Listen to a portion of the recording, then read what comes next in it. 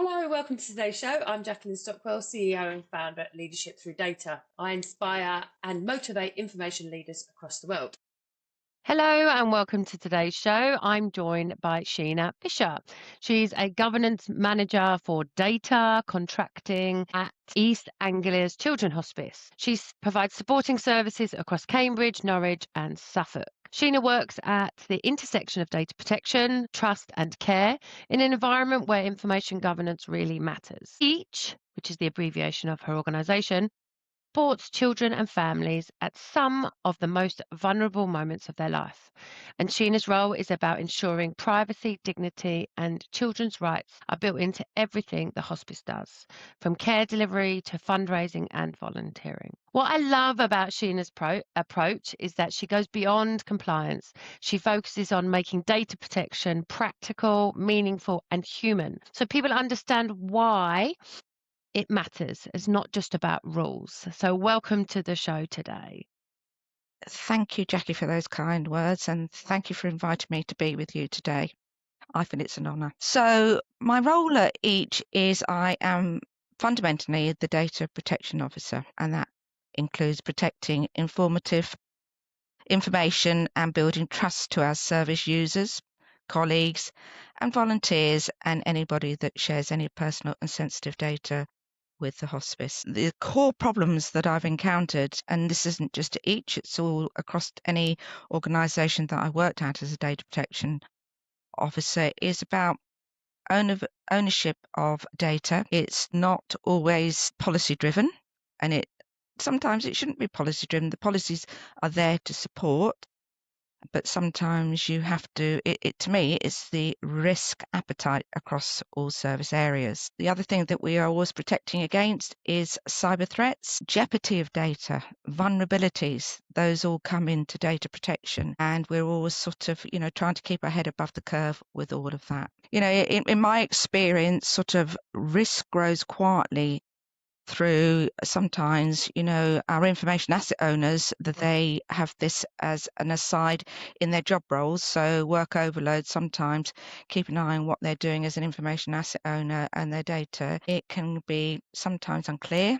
The accountability of it can be unclear. And sometimes, as I said, with their workload, it can fall a bit down the pile.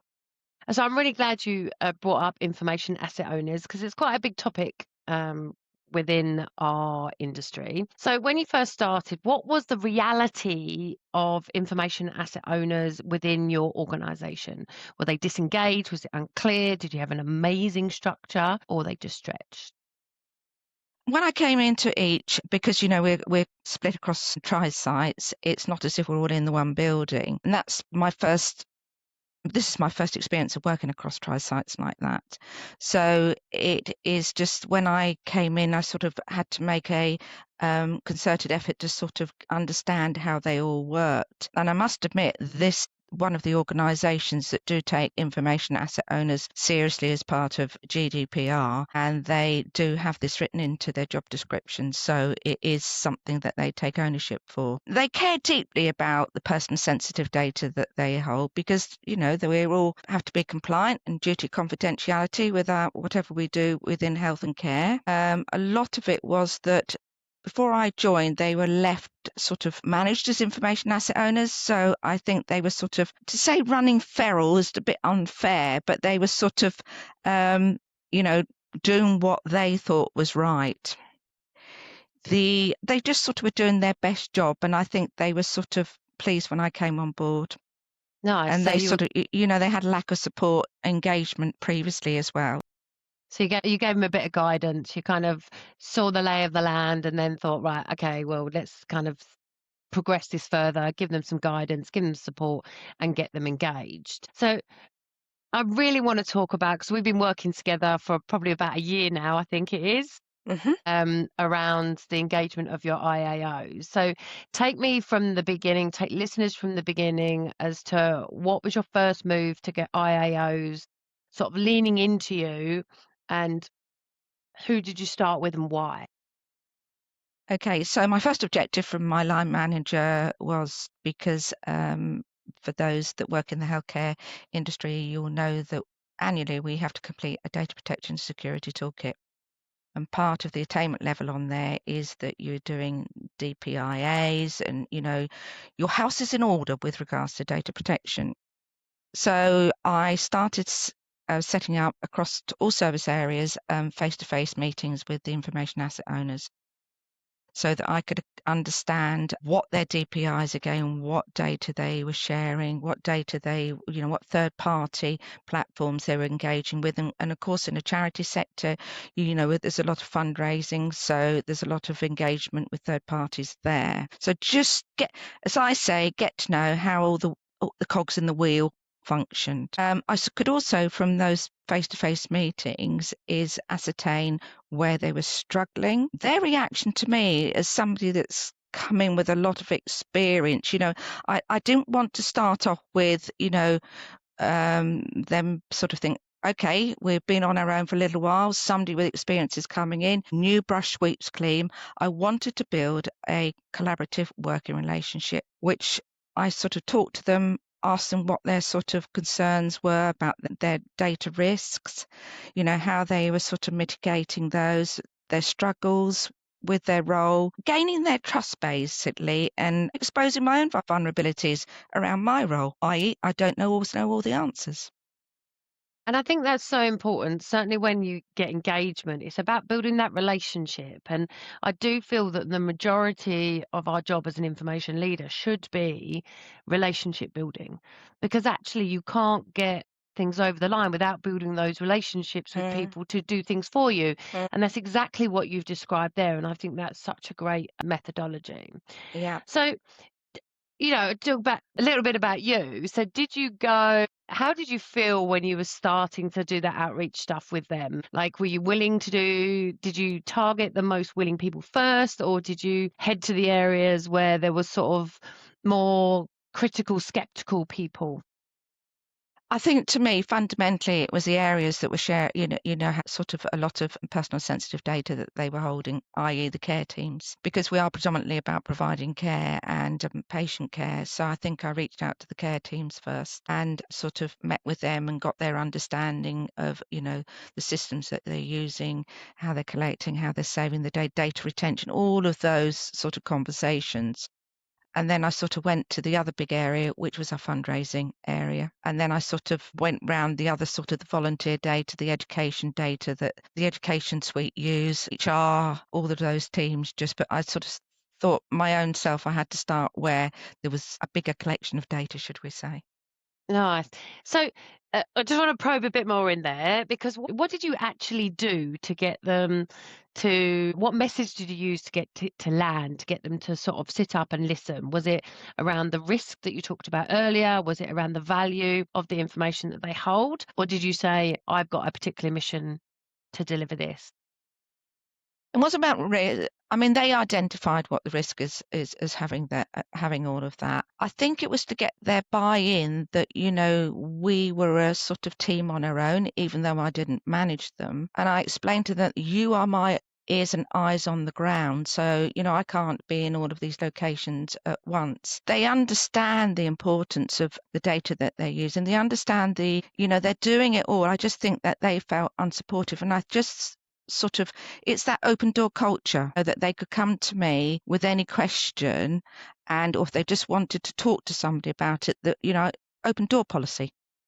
And I think from then, slowly but surely over the past year, because it's just over a year since I started at each, I'm just blown away by the engagement I have with the information asset owners, and that they do come to me with their questions. If they don't know the answer, they'll say to their team member, they go to their manager, ask Sheena.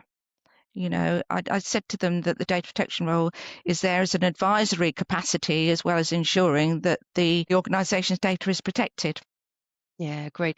So I just want to delve into that like a little bit more, because we'll talk about the story and all the amazing stuff that you've done to get where you are and what you've just described. But what did you actually say to them to make them care about what you needed to achieve, which made them care about, looking after that information, which has got you the outcome right now? I think it was a case of this isn't sort of me sort of dictating to them what they have to do around data. There are laws, and there's and then, as they all know, there's the data protection security and toolkit that we have to adhere to. So it's not really. Sometimes it can be thought of as a tick box exercise, but I think it was just sort of saying to them, yes, it is a tick box exercise, but I just want you to ensure that ensure me and our senior management team and our trustees that we are doing all we say we are doing to protect data. And I think that's more your approach there, and building those relationships with them as well, that has enabled them to actually care about what you're trying to achieve as well, and being that visible person, right, being more proactive rather than reactive. So I think it's great. So what did you put in place so it wasn't a one-off conversation that you had with them? How did you make the ownership of IAOs stick with them? So what I did was earlier in this year, February, I put together a information asset owners workshop. And I wanted it to be engaging because, you can bring a group of people into room and thankfully they all know one another because we all work for the same organisation. But, if you send out an invitation to your colleagues to say, data protection information asset owners workshop, they sort of think, oh, what do data, what's exciting about that? So I think fundamentally I wanted it to be an engagement day. I wanted them to go away feeling worthy and valued and empowered to go and do their role. So I sort of took them back to the basics really, and I got them to engage with me at the workshop about their struggles if they didn't understand something, and I make it light-hearted. And I also got our IT manager to come along, and he shared some valuable statistics with them about organizations that have been fined and things that sort of would resonate with managing data, cyber threats, those sort of things. I think they could understand what they were saying, but they said, we want a process. We would like you to give us a process of what you want us to do, particularly with the annual reviewing of what we call them an information governance risk assessment. So that is your DPIAs, it's your record of processing activities in there. And it was just sort of their biggest objection is we have to do this annually. Can we work together to make it slightly easier? One of the biggest things that I find that people object about is that they say the information asset owner isn't their job. You said quite clearly at the start it's in their job description. Yeah. What is the one thing that you could offer a piece of advice if people are struggling with that kind of objection? I think if it is in their job description, we've just been having an internal conversation about some of our information asset owners are really struggling with doing their annual review of their risk assessments, and they are talking about handing the role down to an information asset administrator. I don't mind an information asset administrator taking on the roles or perhaps working with the information asset owner, but I think it is something that sits within a level of management within an organisation where they're accountable and take responsibility. So I think the biggest thing is if people are struggling with it, have it put in somebody's job description so that, I know it's a bit difficult to add it in if they're already in post, but if you're looking at reviewing roles or advertising for roles, put it in so there's no hidden, it's not in that anything in this job role that's expected of you, so they can sort of, when they're applying, know that is expected of them. Nice. And I'm all for magic mistakes. Yeah. What did you try that didn't work so listeners can avoid and not do it? Work.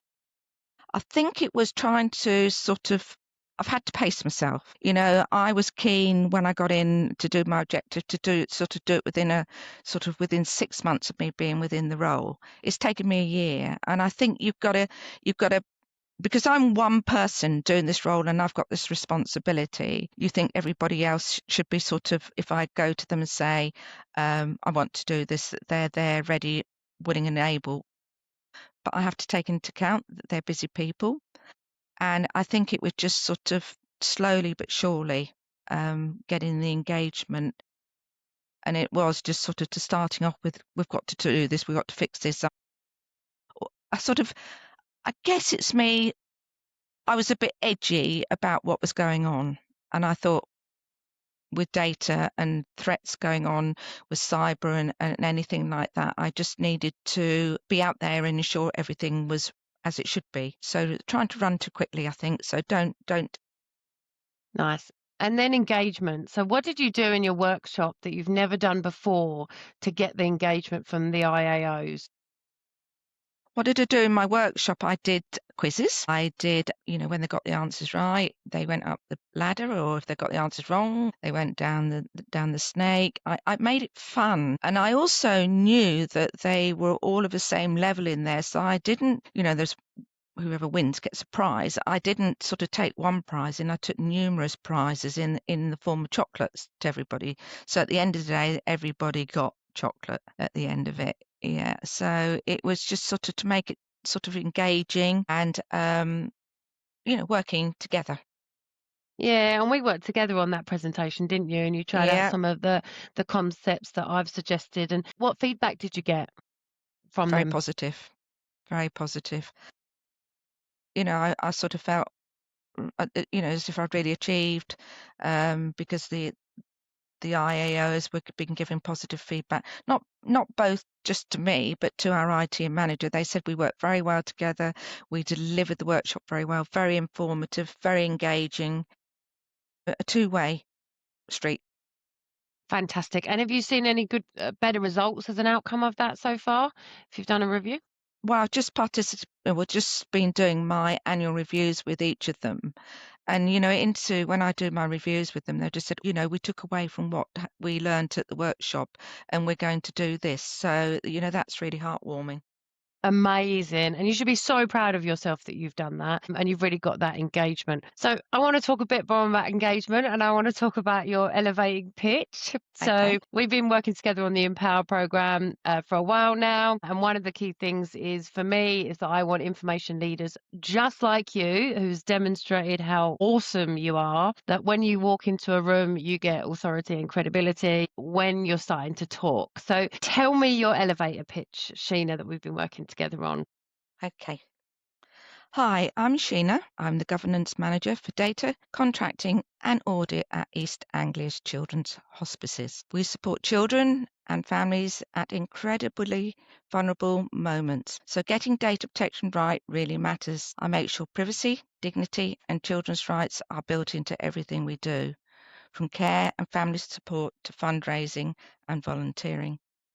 My role is about more than compliance. I help turn data protection into practical, trusted ways of working so the hospice can operate safely, ethically, and with integrity. An elevated pitch is to just explain what we do, how we do it, and what we want to achieve. So, hi, I'm Sheena. I help our colleagues take clear, not after something goes wrong. I work with service leads so they feel confident managing information as part of their service, not as an extra burden. Nice. Done? Nice. Amazing. Well done. And I think that's really powerful for us to include that in the show today, that, you're feeling the importance of having that elevator pitch, aren't you? That you can introduce yourself in the business to really kind of make your stand as an information leader, so people can sit up and listen. So now what you need to do is learn it off by heart, Sheena. Yeah. And then say it with some conviction as you go forward. But I think it's sensational that you shared it with us and you've shared your vulnerability in doing that on today's show with the listeners. Just last thing, question I want to ask you. There's been some real challenges in the UK, certainly around funding for training and education.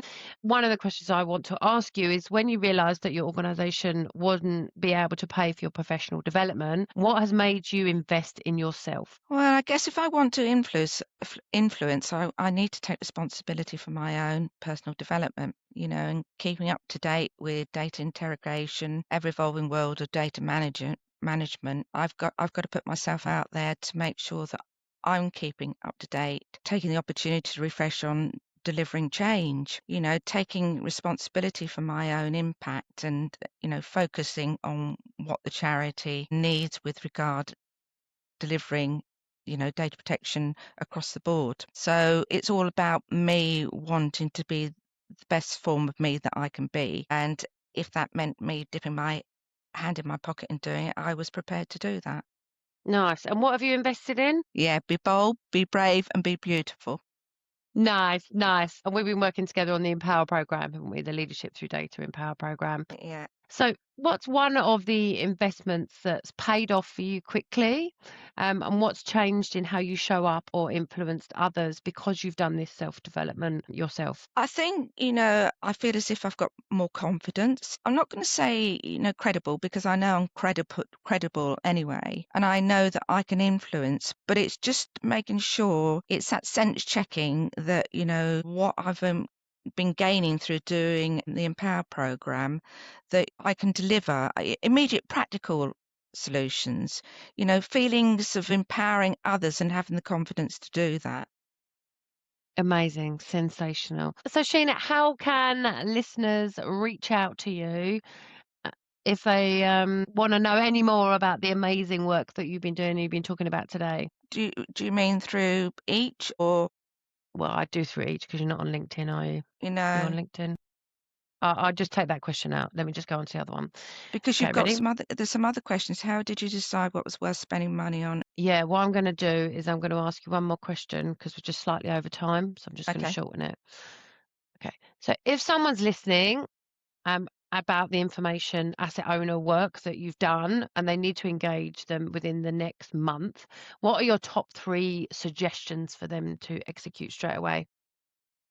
I would say show openness and honesty. At the same time, lead with purpose. Make ownership of being an information asset owner practical.